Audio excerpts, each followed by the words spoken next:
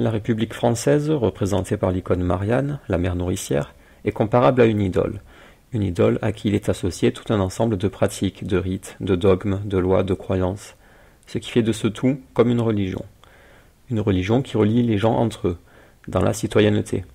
La patrie, c'est l'union dans une commune foi.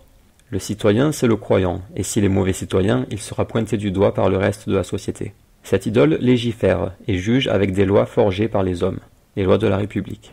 Il s'agit donc d'un tarout, qui légifère et juge à la place d'Allah. Cette idole se fait obéir, il est obligatoire de lui obéir. Peu importe que ce qu'elle légifère soit halal ou haram, il faut lui obéir jusqu'à dans la désobéissance à Allah, sous peine de subir sa justice. Cette idole a un projet idéologique et universaliste, transmettre ses valeurs et les droits de l'homme, et ce dès le plus jeune âge. Un gros morceau de cet endoctrinement idéologique ou religieux a lieu dans les écoles de la République, de façon ouverte et assumée. Il faut adhérer à ces valeurs, puis les défendre et les transmettre à notre tour. Ce sont des valeurs considérées comme universelles et qu'il convient d'inculquer aux gens afin de les éclairer. Il est question de leur transmettre la lumière et la raison pour combattre l'obscurantisme. La lumière émancipatrice. Émanciper les peuples de leurs dogmes religieux, pour leur imposer celui des Lumières, un dogme supérieur et transcendant. Plus de Dieu ni de maître, désormais c'est la liberté qui vous guidera. Cette idole requiert que l'on soit prêt à mourir pour elle si jamais elle est attaquée, par exemple si elle est envahie par une puissance étrangère. En effet, si la République est en danger, le citoyen a le devoir de la défendre, au péril même de sa vie. Il n'est alors plus question de raisonner. Et si cet envahisseur importait un cadre de vie meilleur, qui rendra la vie plus agréable? Non, éteignez vos cerveaux, oubliez la si noble raison, et aux armes, citoyens. Formez vos bataillons.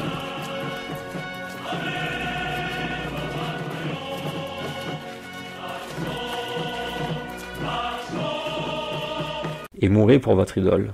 Sa survie a plus de valeur que votre sang. Celui qui mourra en martyr pour Marianne aura cependant une bien maigre récompense. Nul jardin paradisiaque, nul ruisseau qui coule, nul fruit savoureux, il devra se contenter d'une éphémère cérémonie bleu-blanc-rouge, où quelques vieux débris croulants, endoctrinés, chanteront mécaniquement l'hymne de la République. Une gerbe pour les plus chanceux, qui fanera bien vite. Voilà donc la récompense ultime pour le cerveau d'un idolâtre. Heureusement pour eux, le pathétisme ne tue pas. Cette idole réclame aussi des actes d'adoration, comme la participation au suffrage universel, le mariage républicain, la défense assidue de ses valeurs, l'appropriation de ses symboles, en bref, tous les devoirs du citoyen. Au final, tout cela fonctionne comme une religion, mais pas une religion où l'on se prosterne physiquement devant une statue, plutôt une religion où il n'y a plus de prosternation, ni de divinité déclarée, cela étant trop rétrograde, mais où toutes ces choses se passent de façon cachée et subtile, non assumée. On peut appeler ça une religion moderne, avec une idole et des mouchrikines qui lui vouent un culte, mais sans oser assumer en être, ou sans même s'en rendre compte. Venons-en à l'islam. Le prophète a déjà parlé de shirk imperceptible.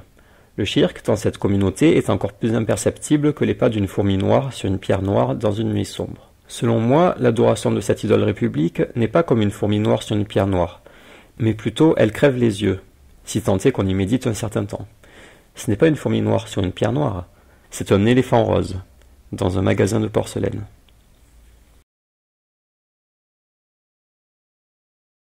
Mon introduction est terminée, si vous voulez plus de détails sur tout ça, on en a déjà parlé, on en reparlera plus tard.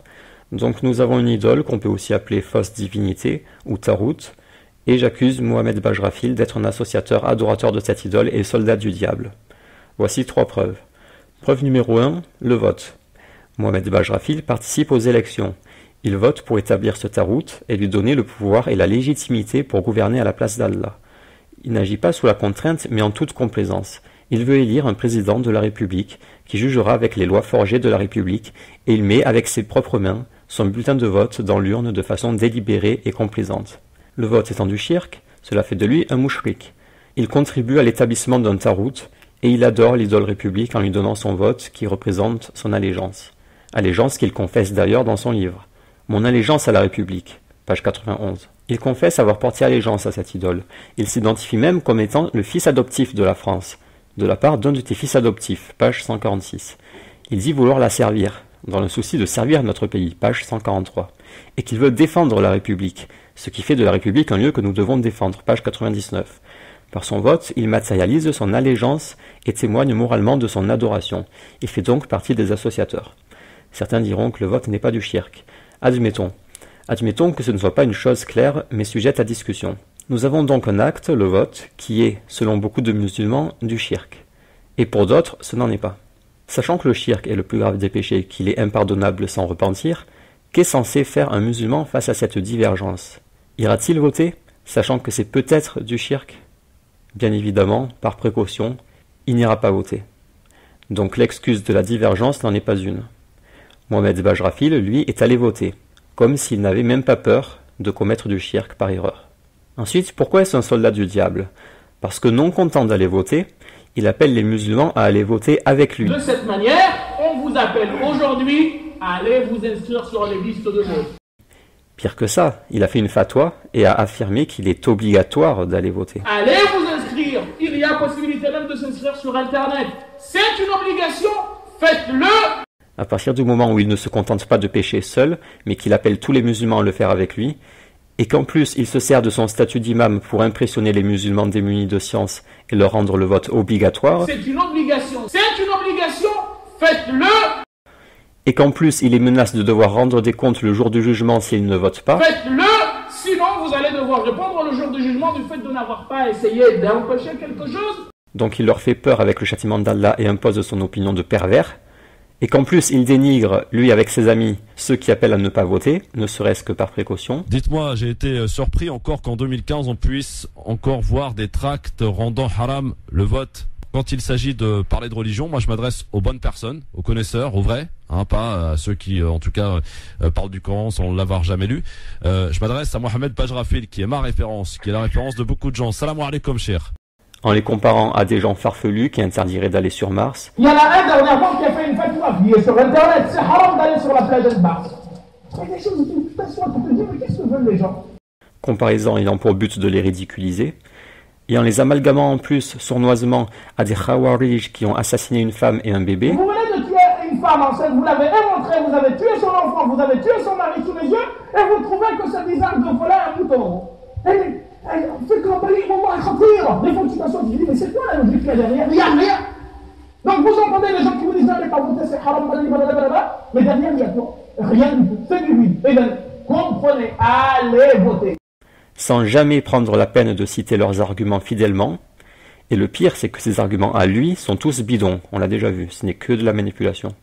Il cumule donc égarement, abus d'autorité, intimidation, manipulation, amalgame et malhonnêteté. À partir de là, plus aucune présomption d'innocence ne peut lui être accordée. Il est donc mouchrik pour son vote délibéré et complaisant pour sa maman République, à qui il a porté allégeance et qu'il veut défendre et servir.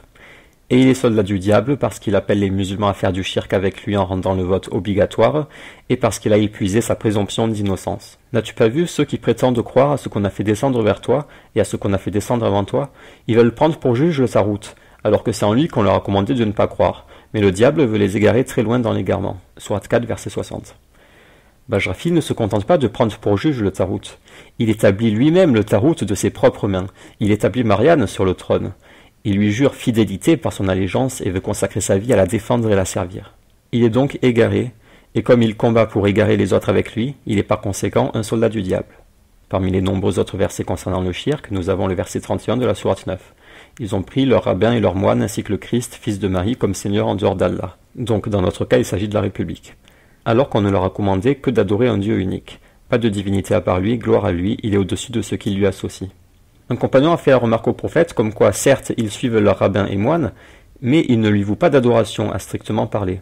Tout comme on pourrait dire que Bajrafil suit la République, il l'établit sur le trône et il y obéit, mais il ne lui voue pas vraiment d'adoration. Un compagnon a dit au prophète, mais ils ne les adorent pas, les rabbins et les moines. Le prophète a répondu, ils leur ont interdit des choses licites et leur ont permis des choses illicites, et ils les ont suivis en cela. Telle est l'adoration qu'ils leur vouent. En effet, après avoir établi Marianne sur le trône, Bajrafil lui obéit, car soi-disant les lois de la République seraient supérieures aux lois d'Allah. Les lois de Dieu sont-elles supérieures aux lois de la République? Non, je dis même le contraire.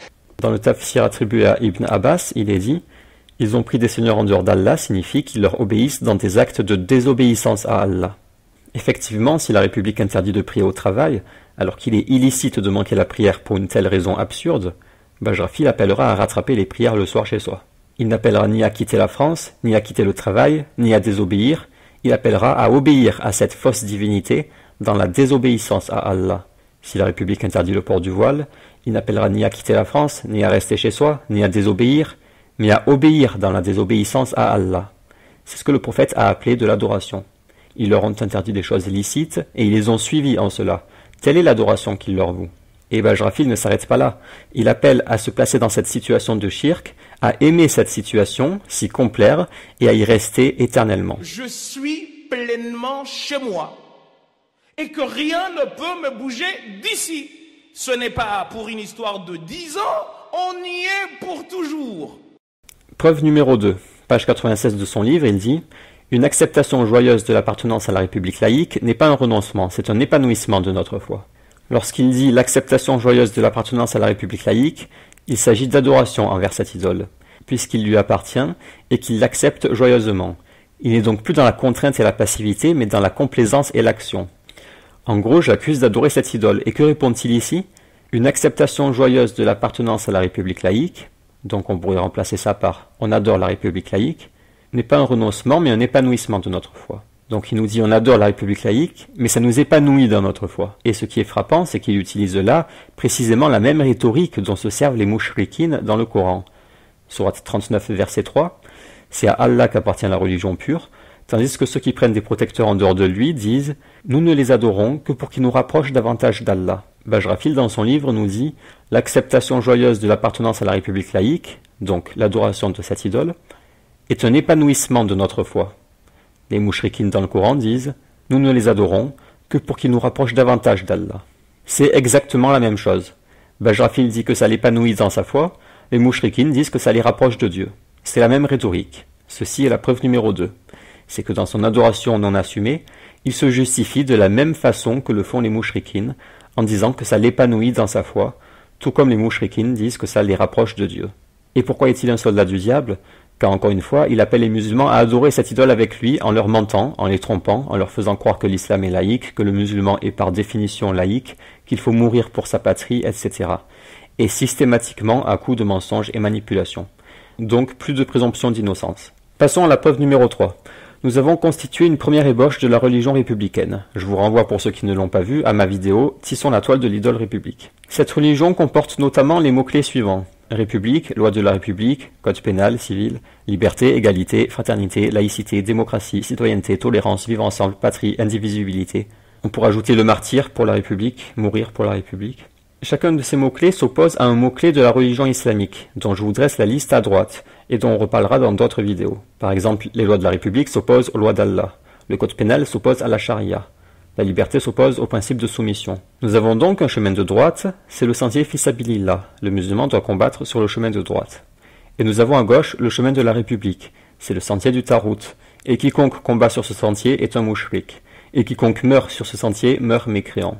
Mohamed Bajrafil combat dans le sentier de gauche. Et il ne défend pas seulement un ou deux mots-clés que j'ai listés, ce qui pourrait être tout à fait excusable. Il n'en défend pas 3, ni 4, ni 5.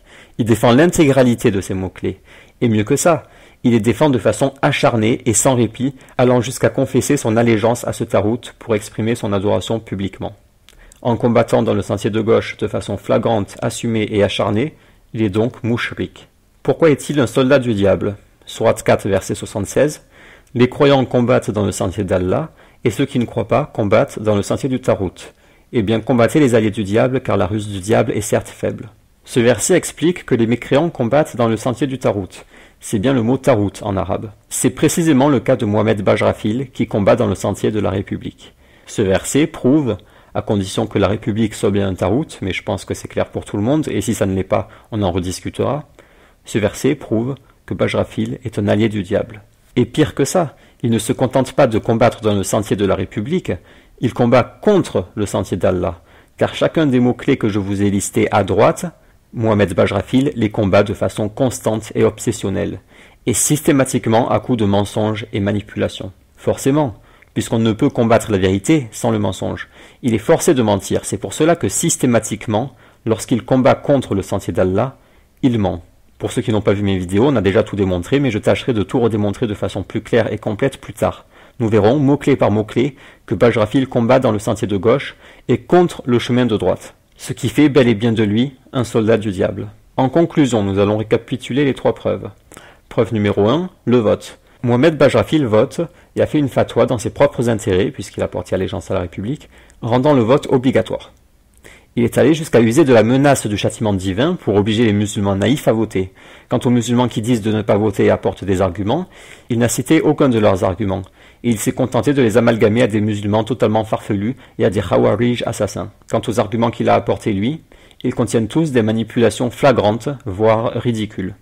Il n'a donc plus de présomption d'innocence et il est mouchrik et soldat du diable. Preuve numéro 2, il se défend de la même façon que le font les mouchrikines dans le Coran, en disant que ça l'épanouit dans sa foi. On l'accuse d'adorer une idole, et il se défend en disant « c'est un épanouissement de notre foi ». Les mouchrikines dans le Coran disent « c'est pour nous rapprocher davantage d'Allah ». C'est la même rhétorique de pervers.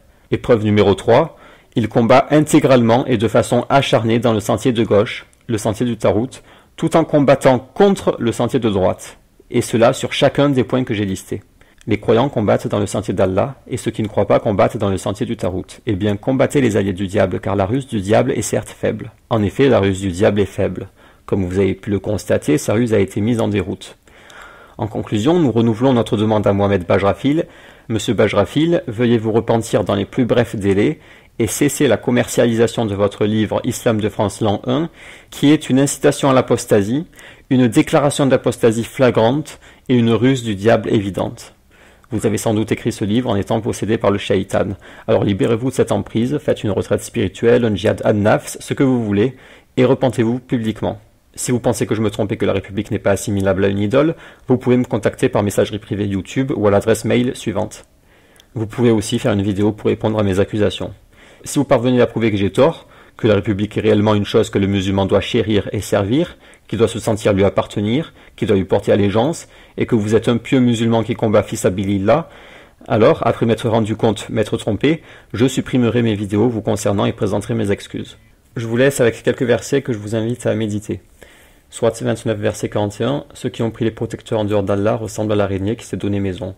Or la maison la plus fragile est celle de l'araignée, si seulement ils savaient. Sourate 9, verset 32, ils veulent éteindre avec leur bouche la lumière d'Allah, alors qu'Allah ne veut que parachever sa lumière. Quelque répulsion qu'en aient les mécréants. Sourate les hypocrites, quand les hypocrites viennent à toi, ils disent, nous attestons que tu es certes le messager d'Allah. Allah sait que tu es vraiment son messager, et Allah atteste que les hypocrites sont assurément des menteurs. Ils prennent leur serment pour bouclier et obstruent le chemin d'Allah. Quelle mauvaise chose que ce qu'ils faisaient. C'est parce qu'en vérité ils ont cru, puis rejeté la foi. Leurs cœurs donc ont été scellés de sorte qu'ils ne comprennent rien. Et quand tu les vois, leur corps t'émerveille, et s'ils parlent, tu écoutes leurs paroles. Ils sont comme des bûches appuyées, et ils pensent que chaque cri est dirigé contre eux. L'ennemi c'est eux, prends-y garde, qu'Allah les extermine, comme les voilà détournés du droit chemin.